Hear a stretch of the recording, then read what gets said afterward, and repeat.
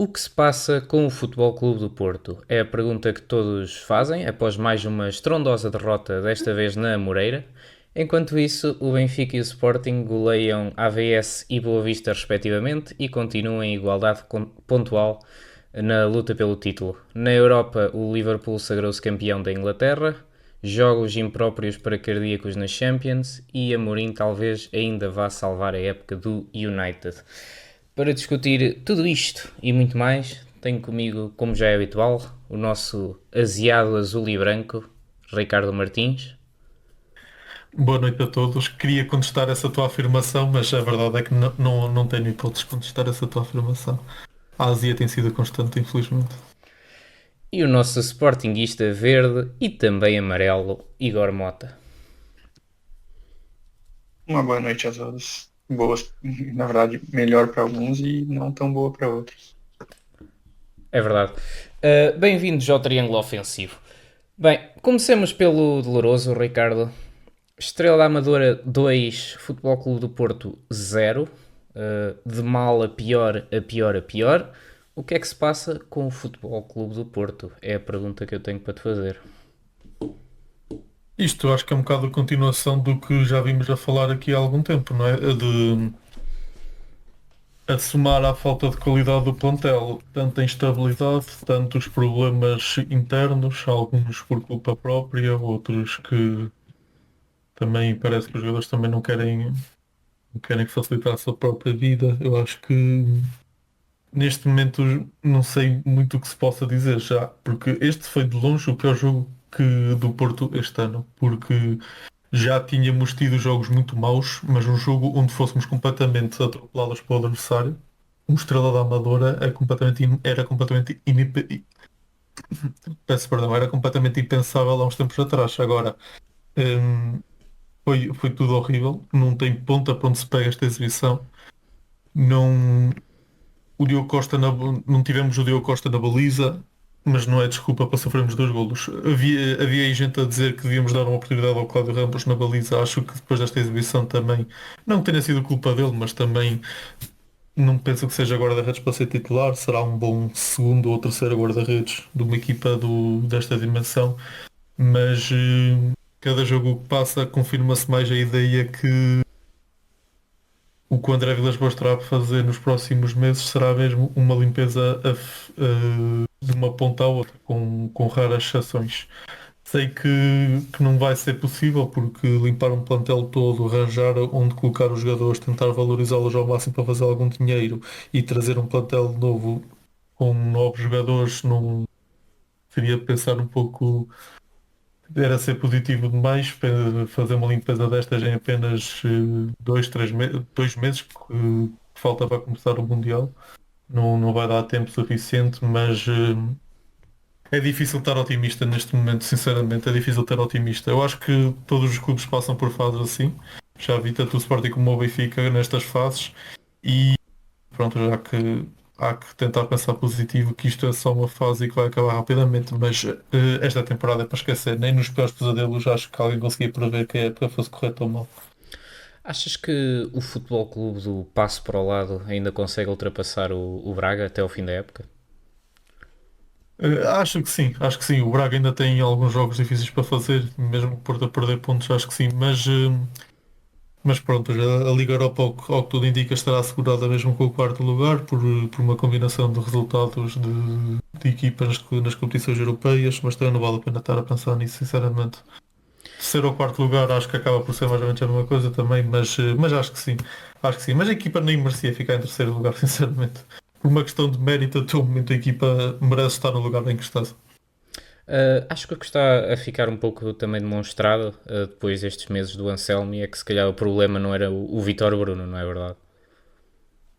Sim, sim, o problema não era o Vitor Bruno, mas repara, a partir do momento em que chegámos a janeiro e claramente entras numa fase onde o treinador já não tem mais mão na equipa, a equipa não é capaz de ganhar a ninguém.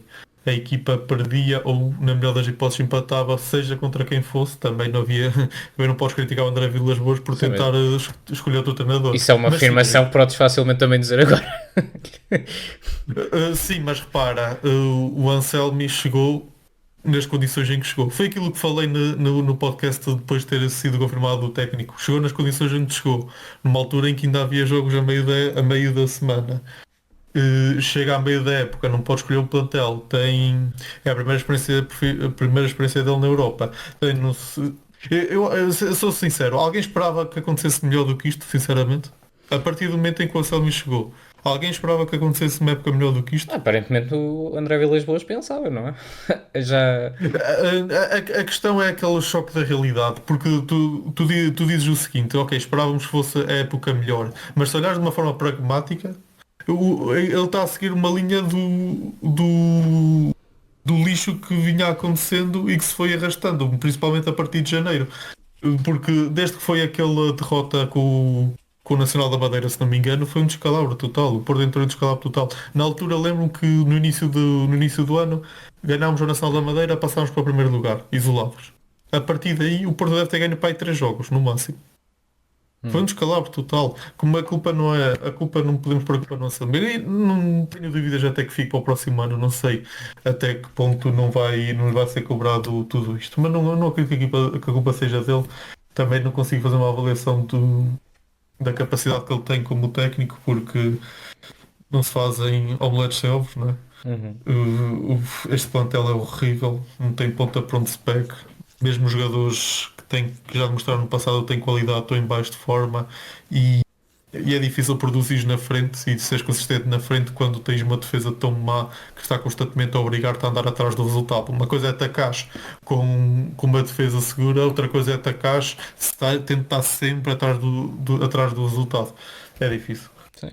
Bom, isto resumido é uma situação financeira má e ainda vai demorar bastante tempo a melhorar. Talvez esteja a melhorar, mas ainda vai demorar tempo. Jogadores maus, sem líderes de balneário, um treinador que um bocado duvidoso. Os adeptos estão divididos, mesmo que arranjem outro treinador e seja melhor. Acho que os adeptos também não estão com muita paciência para lhe dar tempo. E francamente o presidente também me parece ter falhado redondamente no seu trabalho esta época. Achas que para a próxima época o Porto tem hipótese de dar volta a toda esta situação? A boa notícia é que pior não pode ficar, certo? A boa notícia é que a partir daqui as coisas só podem melhorar. Portanto, temos que nos agarrar às coisas positivas e ter esperança. Mas acho que o Mundial de Clubes por este andar vai ser um desastre. Nem quero pensar nisso. Vamos ver, não é? Última pergunta sobre aqui o Porto e vou fazê-la a ti, Igor. Achas que o Jorge Jesus pode ser o homem a resolver os problemas do Porto? Olha, eu acho que o Porto nem com reza brava. Não sei.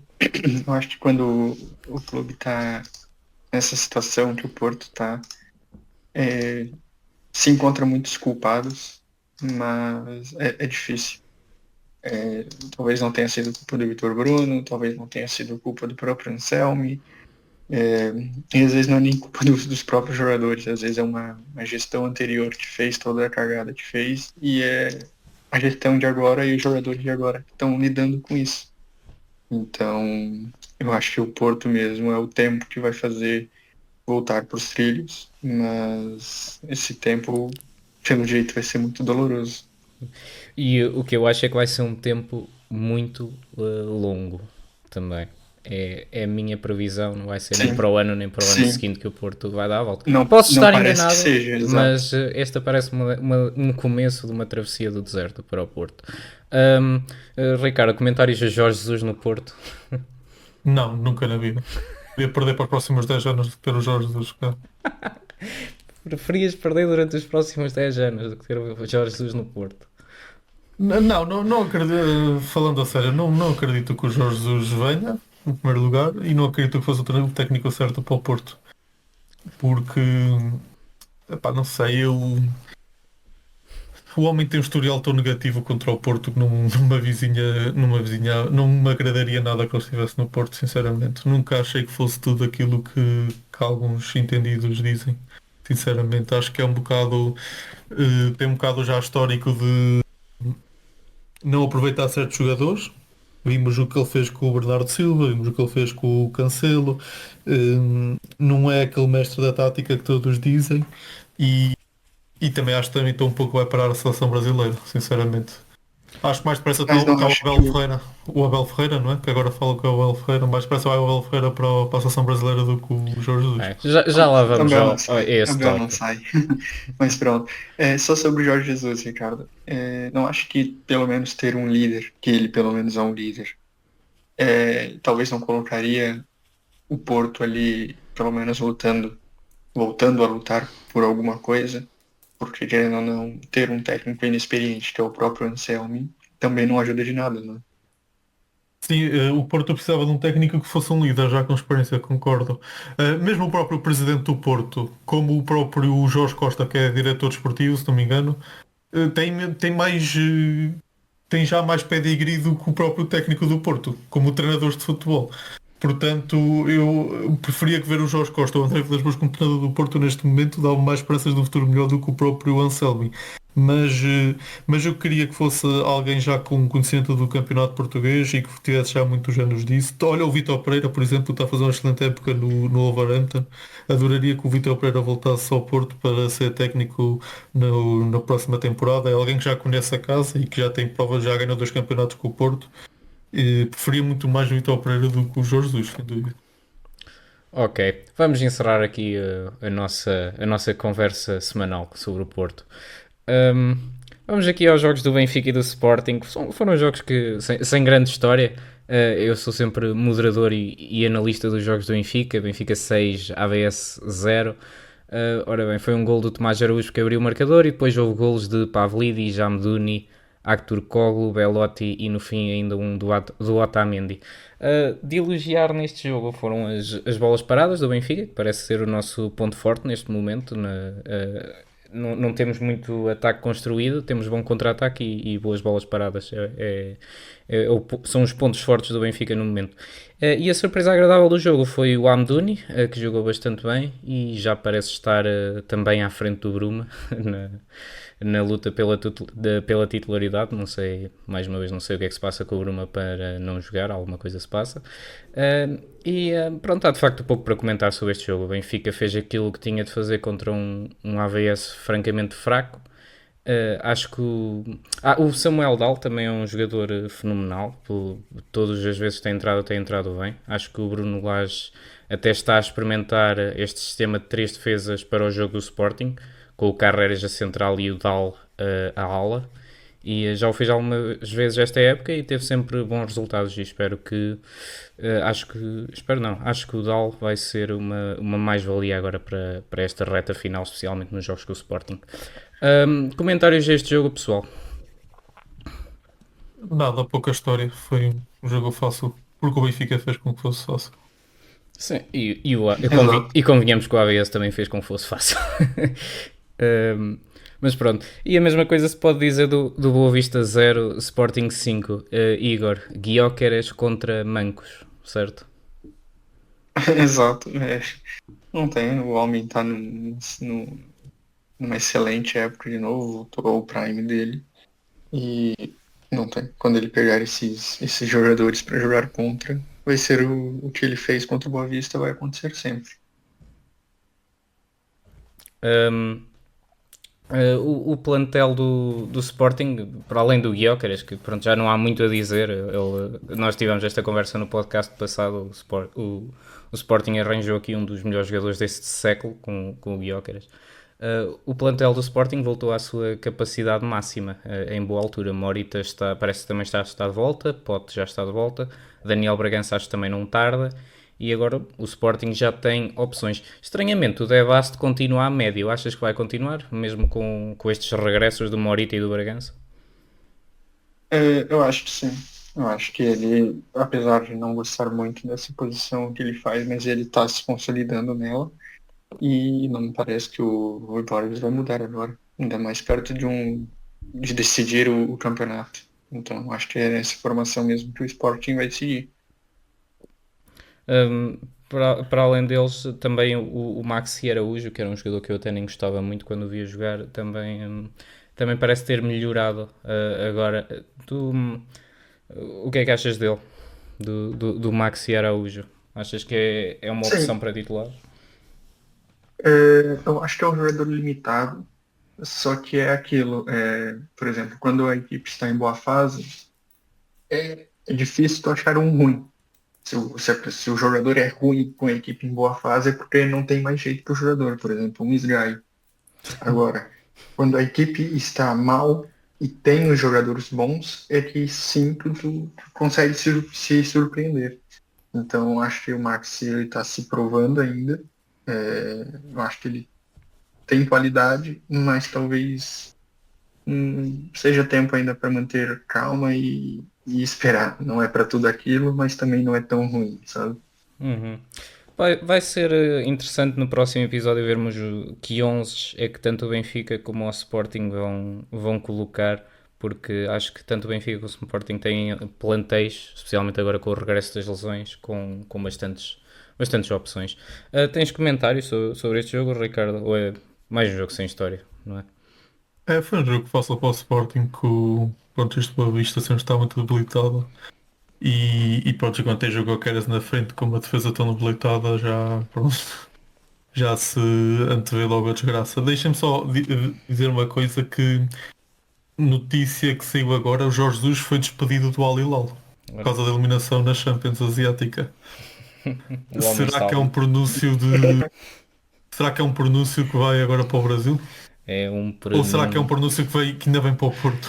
É um Então, eu não sei prenúncio de se morte. vamos falar ou não sobre esse assunto, mas não sei, vamos chegar a falar sobre esse assunto agora ou quer passar para frente, André? Vamos passar à frente. Depois, no jogo da Copa del Rei, falamos mais sobre as opções para o Porto e para a seleção do Brasil. E acho que o Jorge Jesus já entra Ok, nessa ok. conversa. Ok. Ok. Olha, e por falar nisso, é já o próximo jogo. Barcelona 3, Real Madrid 2. Este jogo tem aqui para comentar. Podemos fazer, podíamos gastar a noite toda neste jogo. Bem, começo por te perguntar, Igor. Isto acho que foi um melhor jogo do Real Madrid do que se esperava, mas mesmo assim este Barça parece, pronto, imparável. Mas vamos aqui por partes. Ainda na primeira parte o Barça esteve por cima e abriu o marcador com o gol do Pedri. Pergunta, aliás, duas perguntas. O Bellingham esteve mal neste golo e qual a tua leitura da primeira parte do Real Madrid? Eu acho que a primeira parte, o, o Real Madrid realmente estava abaixo. Eu acho que o Real Madrid não conseguiu equilibrar o jogo como ele fez na segunda parte. E o Barcelona teve até mais oportunidades até de ampliar o placar. Sobre o Bellingham, sim, estava mal, não tem o que se falar. E eu ainda acho que ficou um pênalti a ser marcado para o Barcelona no final do primeiro tempo, que é um lance de um cruzamento que a bola vai da esquerda para a direita, que agora eu não lembro quem é que estava na jogada O Ceballos no agarrou segundo. o pau. Isso, exatamente, teve o agarrão e que o juiz não foi nem olhar no VAR, Agarrou o porque eu pau acho com que é força. assim, é, eu acho muito estranho, porque assim, quando é algo duvidoso, ok, fica a decisão de campo. Agora, quando é algo escandaloso, como foi aquele agarrão, não sei. Eu acho que pode-se dizer que mesmo com a ajuda de árbitros, o Real Madrid dessa vez não teve hipótese nenhuma de ganhar do Barcelona, porque mesmo que fez um jogo equilibrado na segunda parte, o Barcelona ainda foi superior. Sim. Houve muita oportunidade perdida do Barça. O Rafinha mandou vários daqueles remates cruzados que pareciam estar estranhamente mal calibrados. Mas Sim. eu até achei que o Ancelotti depois mexeu bem na segunda parte. Meteu o Modric, o Mbappé e o eterno desaproveitado, o Arda Güler. Tu o que é que achaste? Eu acho que o Real Madrid até teve ali uma hipótese de ganhar o jogo com as mexidas do Ancelotti. É aquela questão, quando tu tem o Modric em campo, lógico, não só ele, o próprio Mbappé entrou bem e o Arda Güler também. Mas quando tu tem um jogador do nível do Modric, muda a dinâmica. O Real Madrid não tinha meio campo algum, enquanto foi o primeiro tempo, primeira parte, sem o Modric. E quando o Modric entra em campo é quando o Real Madrid realmente é, consegue equilibrar a partida, consegue a fazer algumas ações ofensivas. Apesar de não achar que pudesse fazer algo, ainda conseguiu fazer os gols, a virada e tudo mais, só que a todo momento eu já sabia que o Barcelona ia fazer um gol. Eles estavam ali cozinhando, cozinhando, cozinhando, e era só questão de tempo para entrar. E eu acho que o Ancelotti, apesar de ter mexido bem, Eu acho que é aquela época do Real Madrid que tudo dá errado e só tem que esperar acabar mesmo. Este Barcelona parece que nunca morre. Antes de falarmos no prolongamento, porque depois ainda há várias coisas para comentar, vale a pena dizer que isto foi um jogo de arbitragens controversas. Já falamos do Ceballos agarrar o pau. Um, houve. Tu, Ricardo, que és especialista nas arbitragens, aqueles lances finais, houve ali um penalti por assinalar no Ferran, certo? Ou foi o único que Certo, achei? sim. Não, Uh, foi. e depois houve um penalti assinalado sobre. Já nem estou a ver aqui. Houve Rafinha. um penalti assinalado sobre o Rafinha, exatamente. Esse aí foi penalti para ti? Ou o que é que tu Não, achaste? não, acho que foi bem revertido. No qual é a vossa opinião? Acho que foi bem revertido. Hum, sim, eu também fiquei com a ideia que sim. Tu o que é que achaste, Igor? Eu acho que os outros dois foram mais pênaltis do que esse. E por fim ele acabou marcando, porque ele já não tinha outra escolha, eu acho. Realmente foi uma arbitragem muito ruim. Sim. E eu acho que se o Barcelona sai perdedor dessa partida, eu acho que ouviríamos falar de arbitragem e muito mal falado por algum tempo, porque foi uma arbitragem muito ruim. Sim. Acho que foi bem tendenciosa e mesmo assim o Barcelona conseguiu sair campeão. O É. árbitro pareceu-me condicionado por todo aquele drama que houve na conferência de imprensa e que ele começou a chorar que diziam aos filhos que ele era um ladrão e não sei o quê. Isto, acho que o árbitro esteve mal dentro e fora de campo. O que é que vocês acharam? Sim. Depois no final os jogadores do Real Madrid ainda houve aquela confusão, depois acho que foram três para a rua, não é? Ah, sim, Mas o Rudiger atirou-lhe com uma coisa qualquer. não sei do que é que estava a reclamar, foram ajudados ainda reclamam, mas pronto. Sim. Mas fez-se justiça, acho que o Barcelona ganhou e foi merecido. Acho que mas o Barcelona é bastante superior ao Real Madrid neste momento, na minha opinião. Em futebol jogado, o Barcelona é muito superior ao Real Madrid, muito mais equipa, tem muito mais qualidade individual. hum, e pronto, e acho que foi-lhe merecido ao Real Madrid perderem com o Arsenal e perder com o Barcelona. A ver se acalma. Muito se fala mal do Vini Júnior também, mas ele claramente fez falta no prolongamento. Aquele Brahim Dias não teve nada bem no jogo, pois não, Igor? É, é aquela questão que quando a equipe está mal, sempre tentam procurar culpados. O Vinícius Júnior realmente não faz a melhor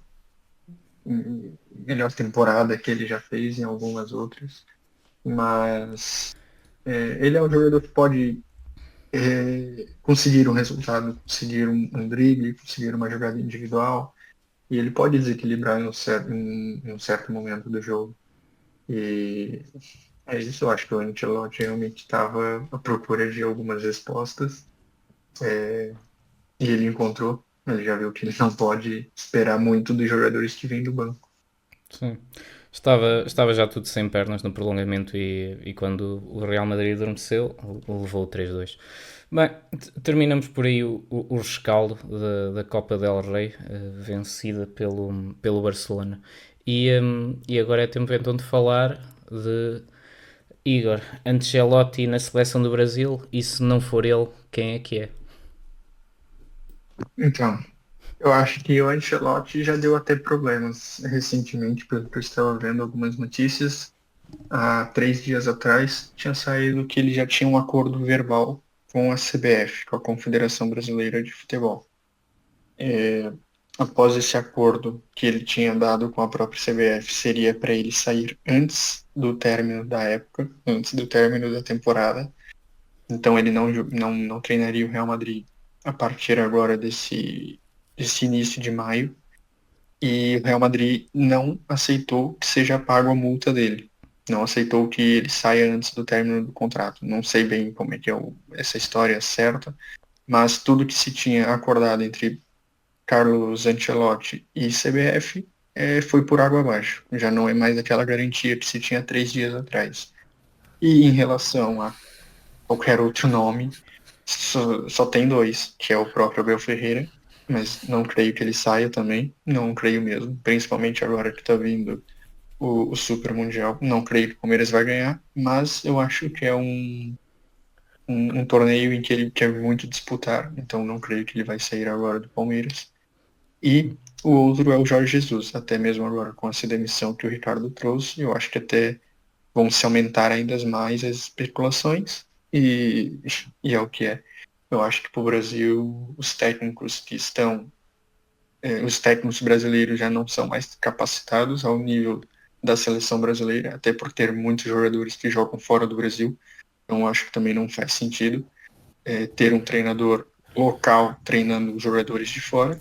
E talvez seja a hora mesmo de internacionalizar, vamos dizer assim, a nossa seleção e trazer uma ideia nova, trazer um ambiente novo. E não haverá assim uma surpresa que a CBF possa vir buscar, tipo um Klopp, um As surpresas, Zidane? as surpresas da CBF são sempre ruins. Então, assim, se for pensar em surpresas da CBF, nós não vamos pensar em Klopp, não vamos pensar em Guardiola, não vamos pensar Em em Zidane? Zidane. Nunca vamos pensar nisso.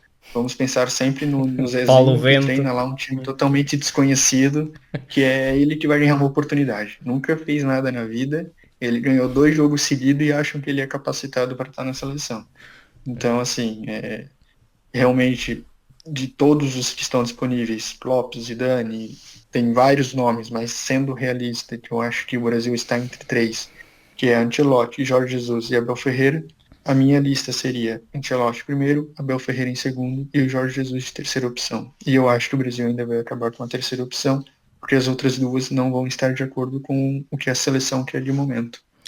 Eu estou curioso agora que o Jorge Jesus tem opções se será Porto ou se será a seleção do Brasil. O que é que tu achas de tudo isto, Ricardo? Eu acho que vai ser o Abel Ferreira. O Igor não concorda, mas eu acho que vai ser o Abel Ferreira.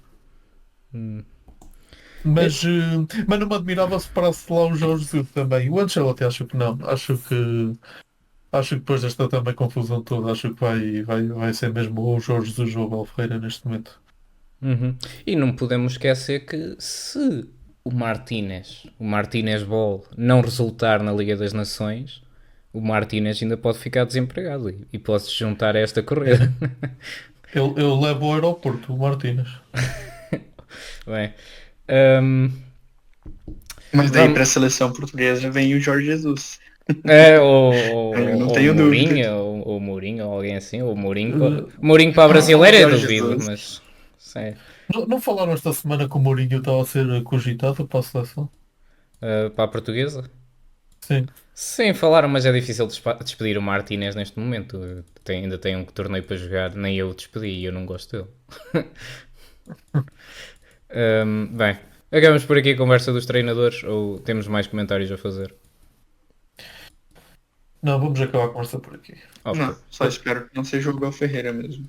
Qualquer um pode ser qualquer outro agora, mas se Deus quiser não seja, que não seja ele. É. Liverpool 5, Tottenham 1. Liverpool sagra-se campeão da Inglaterra. O Tottenham estava focado na Europa League, o Liverpool apenas teve que confirmar o que já estava anunciado há várias semanas.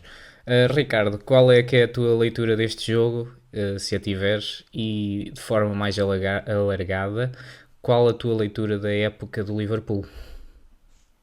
O Liverpool foi esmagador neste jogo. Acho que entraram mal, né? Sofreram o golo, mas o Tottenham foi como tu disseste, estava muito com a cabeça já na Liga Europa.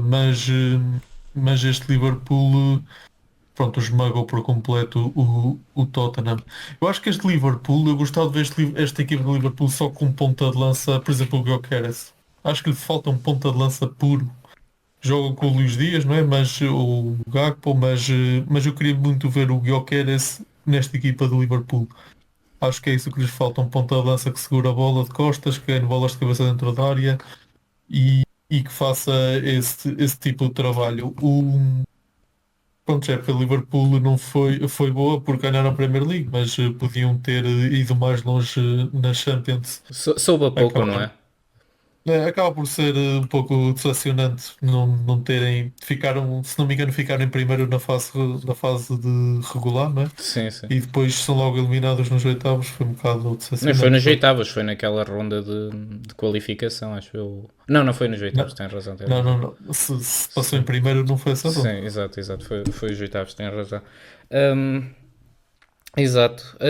Ficou. Soube a pouco de facto, porque foram eliminados pelo Plymouth, não foi? Como é que se chamava o clube que os eliminou? Que aquilo foi uma surpresa danada. Foi o Plymouth, não foi? Ou estou enganado? É, eu acho que ele eliminou até outra equipe grande depois, não foi?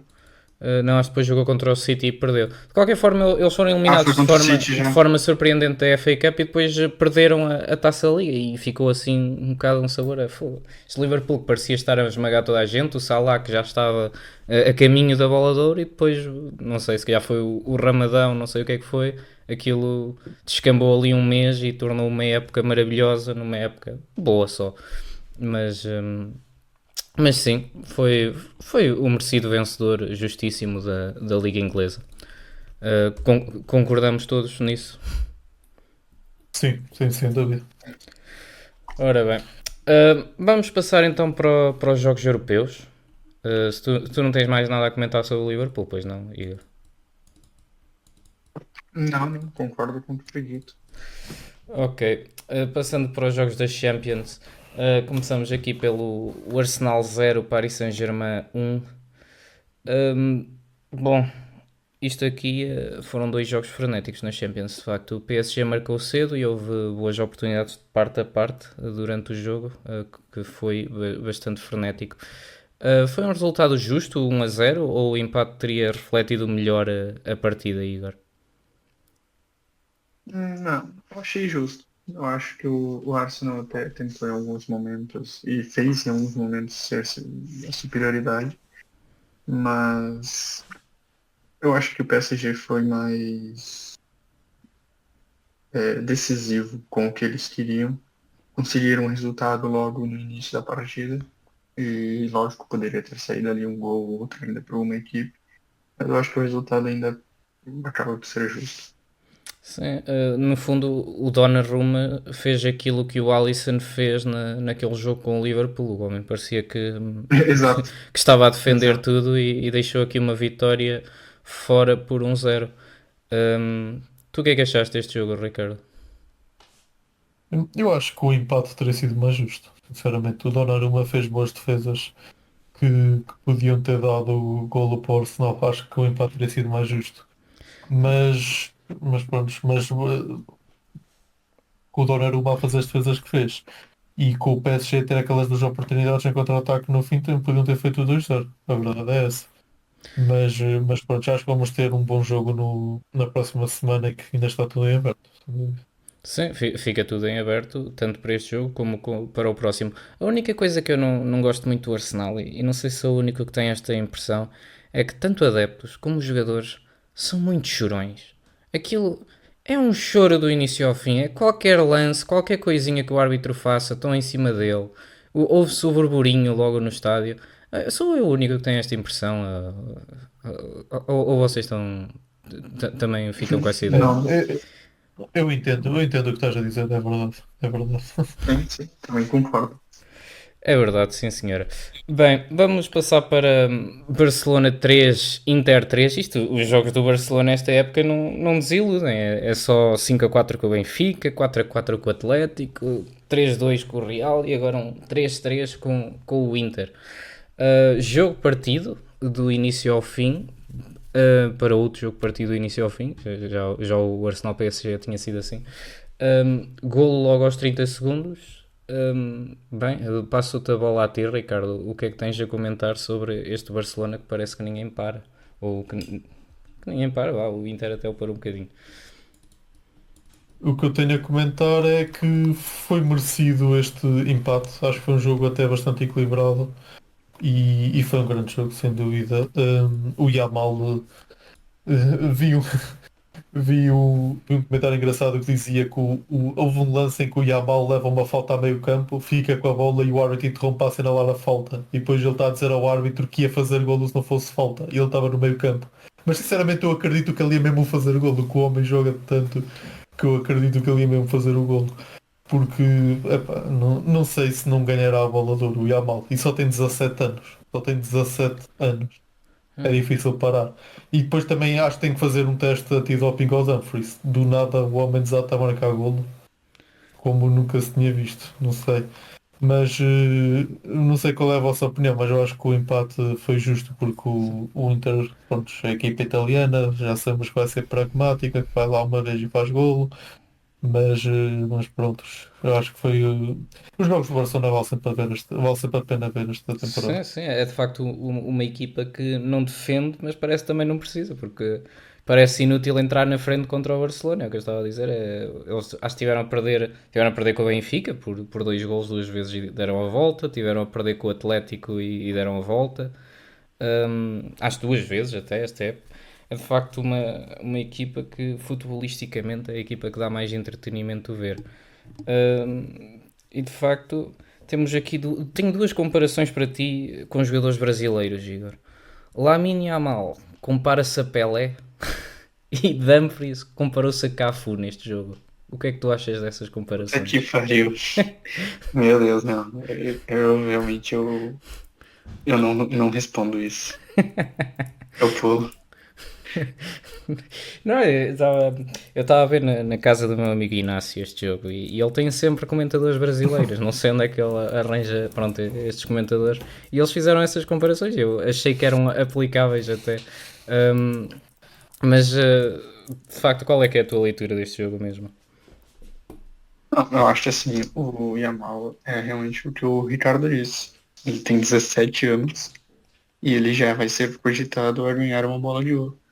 Ou seja, o futuro que ele tem é gigantesco. Agora, eu acho que é muito cedo ainda para comparar ele, seja com o Pelé, seja ele com o Maradona, ou com o Messi, ou com o Cristiano.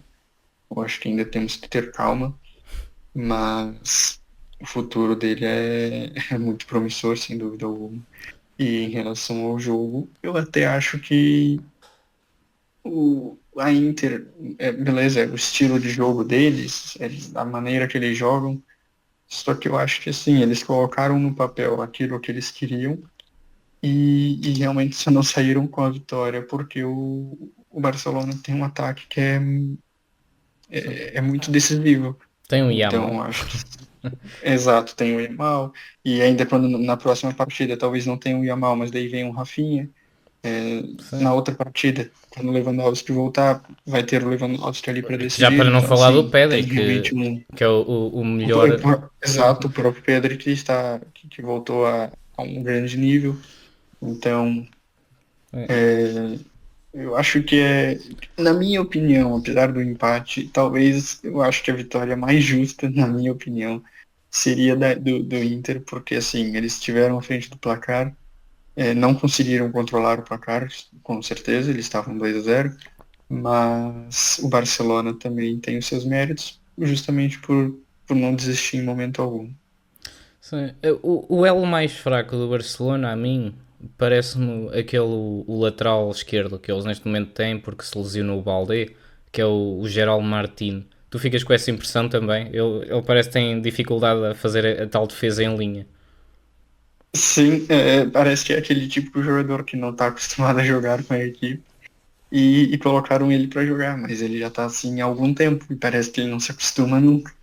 Mas eu também acho que não é a parte mais fraca hoje no Barcelona. Mas é aquilo, o Barcelona ele tá naquilo de, já que talvez a minha defesa seja mais fraca, então vamos atacar, não vamos ser atacados. Sim. Se E sofrerem contra a 9, Inter eles marcam até 10. que, exato, vamos sofrer dois e vamos tentar marcar três. Eu acho que eles estão mais ou menos nisso. Por outro lado, o elo mais fraco do Inter este jogo, se calhar eles também tiveram bastante azar. Não só com aquele golo que foi anulado fora de jogo, mas também com a lesão do Lautaro. E se calhar o elo mais fraco deles foi o Taremi, não achas, Ricardo? Andas muito engraçadinho, André, diga-te uma coisa. Que engraçadinho, então não é uma pergunta válida. Não foi o Taremi o elo mais fraco do Inter? Porquê é que dizes que o Taremi foi o elo mais fraco do Inter? Eu, eu vi para aí umas 3 ou 4 situações em que o Taremi pegou na bola e arruinou o ataque do Inter. Fui o único que vi ou sou eu que tenho alguma coisa contra o Taremi? É isso que Eu estás a não sei do dizer? que Pior que estás eu a tenho que falar. concordar.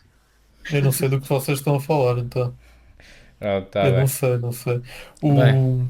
Mas eu diz. sei qual é o elo mais fraco da outra equipa de Milão. Tá bem, ok. Mas esse aí já nem entra para jogar, por isso não te É preocupes com Sartão. ele. Tu Não, mas é que eu acho não que passa um também episódio que tu não é, comentes. é difícil também por Taremi substituir o Lautaro, ainda mais nessa grande temporada que vem fazendo o Lautaro. Sim, eu acho que foi o grande azar do Inter, foi por ter perdido o Lautaro a meio deste jogo. E foi um azar meu que eu tinha apostado nele como marcador. Hum, mas adiante. Este é um bom resultado para a Inter? É a questão.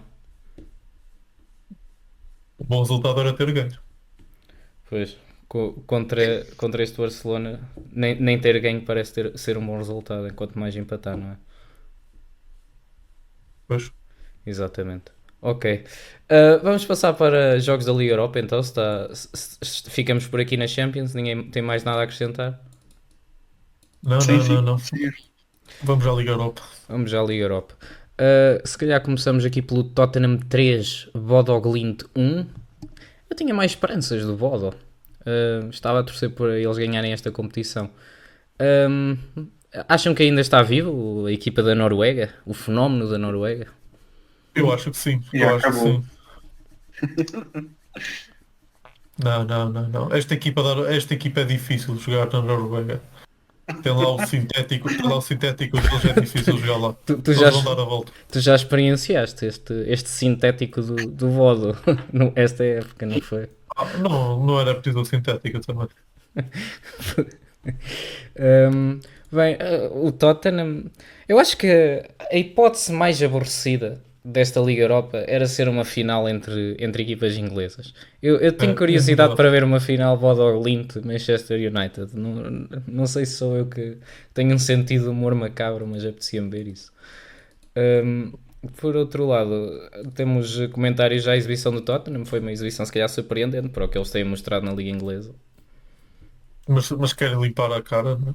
Querem ganhar a competição, estão a focar a energia toda aqui. Tanto é que, pronto, fizeram um ritmo de passeio no fim de semana com o Liverpool e agora limparam isto. É, é, Limparam o Bodo Glimt de certa forma. Mas o Bodo Glimt está vivo para o segundo jogo. Acredito que ainda conseguem dar a volta. É a última hipótese para o Ange Postecoglou conseguir manter o emprego, não é verdade? Podes pôr as coisas dessa forma, sim. Bem, um, e por falar em nada, bem, vamos aqui para o Atlético de Bilbao 0, Manchester United 3. Eu nem sei o que dizer deste jogo. Vou-te passar a bola a ti, Igor. O que é que tu achaste disto? Olha, eu acho que mais uma vez estamos vendo o milagre de Amorim acontecer. Porque, lógico, a expulsão ali ajudou, apesar de já estar 1-0, mas eu acho que a expulsão ajudou ainda mais na partida Tiveram para uma o United. sorte. Mas é muito surpreendente a forma que vem jogando. Há 2 meses atrás, vamos colocar assim, há um mês atrás, se bobear, se falassem com o torcedor do United que eles não estar ganhando o primeiro jogo de uma semifinal na casa do adversário de 3-0, eles iam falar que eu tava maluco. E eu acho que é mais ou menos por aí. Eu, Mas o Rubem Amorim vem se provando. sim. Quem é que é melhor extremo neste momento? O Harry Maguire ou o Di Maria? Igor? Olha, Tu- eu já tinha dito há um tempo atrás que o Maguire ia marcar. Eu só. Tu vai ver ainda. Ele vai fazer algum gol importante nessa época. Já Tenho fez, já certeza. fez. Ainda no outro dia com o Lyon foi o gol mais importante da carreira dele. E agora Sim, sim. Era o 5-3, sim. não sei o que é que o Amorim foi magicar, como é que o R Yamal foi parar ali a extremo, mas a verdade é que fez um cruzamento que aquilo parecia mesmo o Di Maria. E depois o Bruno Fernandes visou para o 3-0. Acham que se não tivesse havido aquele penalti e aquele vermelho, que eu achei que foi um bocadinho exagerado? Acham que o Atlético de Bilbao podia ter feito deste jogo uma história diferente? Ricardo, se calhar pergunto a ti. Sim, acho que sim. Acho que ia dividir o jogo até ao fim se não fosse o lance da expulsão. Porque pronto, o United é o United e não ia. Tenho a certeza se não fosse a expulsão, aquele lance em específico que o jogo tinha tido uma história muito diferente. Acho que foi mesmo o momento em que virou o jogo e, e pronto, e é difícil depois para o Bilbao conseguir fazer alguma coisa do jogo, a perder 2-0 na primeira parte e com menos jogo é difícil. Acho que, e concordo contigo que foi um bocado longe demais agora. Eu percebo a explicação da regra, mas de facto, epá, estes lances não são um bocado normais, estes agarrões na área para ser um vermelho, ok, para uma hipótese clara e evidente de golo. Mas tu o que é que achaste, Igor?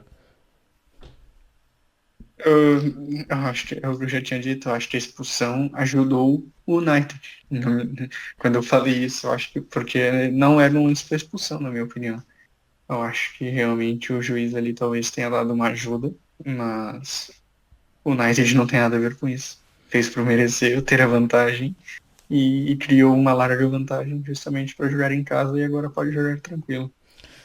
E é o investimento da época e é se calhar, se o Amorim ganhar este troféu, acho que vai ficar muito de bom nome para a próxima época. Bem, temos mais comentários aqui ao Manchester United. Mais golos do Bruno Não, Fernandes. Mais golos do Bruno Fernandes Claro, que o evidente, costume. o só homem esse homem carrega. joga. O quanto o Bruno Fernandes carrega o United nem se explica. Bem, Já, já sabem quem eu vou apostar, não é? ah, não sei se é boa ideia isso. Mas bem, vamos então, já que estamos a falar de apostas, passar à segunda parte do programa, a melhor parte do programa. O nosso joguinho das apostas. Vamos abrir aqui as pontuações para ver como é que isto está, apesar de não ter muita vontade eu. Ora, o Ricardo está com 160 pontos desde que começamos este belo programa. Eu estou com 153 e o Igor lá atrás com 133, apesar de ter tido uma boa semana. Ainda muito atrás, Igor, infelizmente. Eu já estive mais perto do Ricardo. Acho que ainda podemos, ainda há muito para disputar esta época. Já falta pouco, mas também falta muito. Não te preocupes, Ricardo. Vamos lá às apostas então. Vamos. Vamos a isso. Porto Moreirense. Começamos por aí, Ricardo. Quem está primeiro aposta sempre primeiro. Força aí.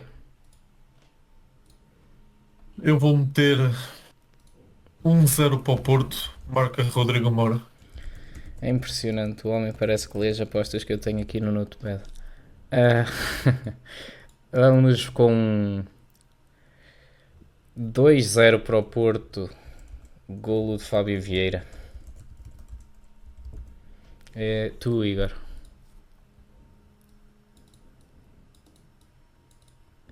Igor.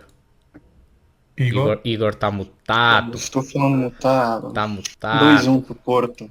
Rodrigo Mora. 2-1 para o Porto. Rodrigo Mora. Vamos a Estoril Benfica, Ricardo. 3-1 para o Benfica. Pavlidis. Também era a tua aposta, André. Era 3-1, mas não era Pavlidis. Mas já mudo. Olha, vou pôr 1-4 Coxu.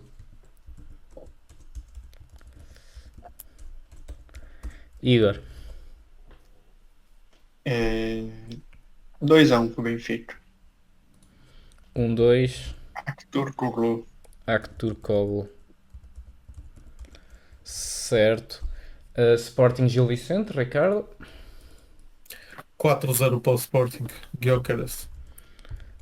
Eu vou pôr 3-0 para o Sporting. Gyökeres também. És mesmo o cagão, André. Igor. 4-1 para o Sporting. E Pote. Pote. Ok. Jogo importante para a Liga Inglesa. Importante não para o Liverpool, mas sim para o Chelsea. Chelsea-Liverpool. O Chelsea ainda está a disputar os lugares de Champions. Ricardo, qual é a tua previsão para este jogo? 2-1 para o Chelsea. Nicolas Jackson. Nicholas Jackson. Ok, eu para este jogo vou colocar um 1-1 com um golo de Gakpo. Igor? 2-2. Luís Dias. 2-2 Luís Dias. Ora bem, e vamos para os jogos das meias finais europeias. Inter de Milão-Barcelona, depois deste 3-3, quanto é que vai ficar, Ricardo? 2-1 para o Barcelona, Rafinha. 1-2, Rafinha.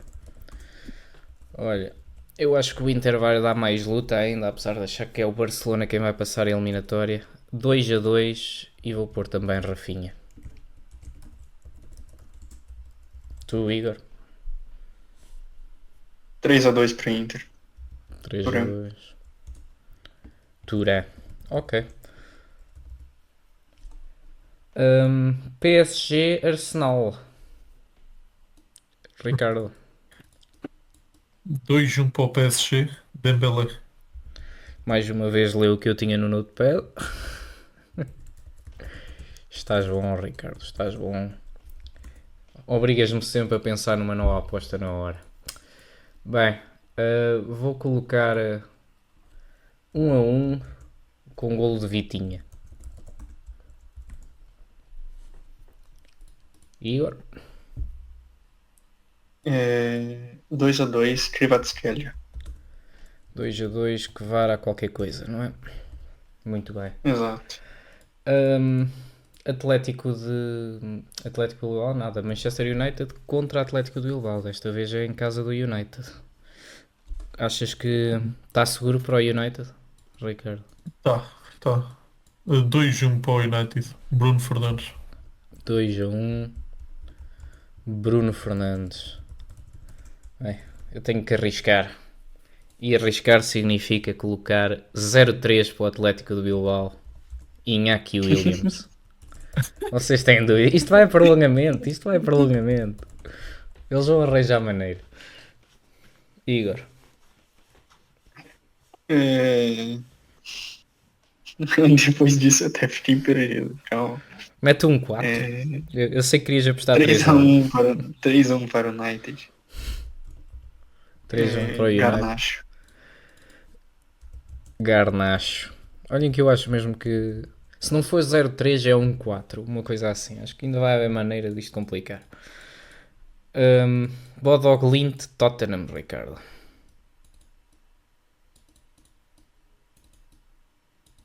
1-1, Solanke. 1-1. Então afinal não acreditas que Fez uma cena pro Bodo Glimt para chegar agora. Eu acredito, mas eu estou aqui muito focado na minha tarefa de vos vencer aos dois, portanto vou pelas probabilidades. Tá bem então. Uma coisa é aquilo que eu acredito, outra coisa é aquilo que as probabilidades me dizem. Eu não sou como tu, Ricardo. Eu aposto com o coração e o coração vai vencer. Porque o Bodo Glimt... É por isso que estás atrás no jogo. Porque o Bodo Glimt vai ganhar 3-1 em casa. Com um golo de um jogador novamente. Eu nem sei se ele jogou. Ele jogou este jogo, deixa-me cá ver. Deixa-me cá ver quem é que jogou neste jogo do Bodo Glimt. Eu vou apostar no mesmo marcador da última vez. Ora bem, quem é que vai marcar isto, pessoal? Ora, é o Kasper Rog. Depois o André mira-se estar 10 pontos atrás. Não, tem calma. Eu a apostar assim estou a meros 7 pontos atrás. Por isso, Tá bem.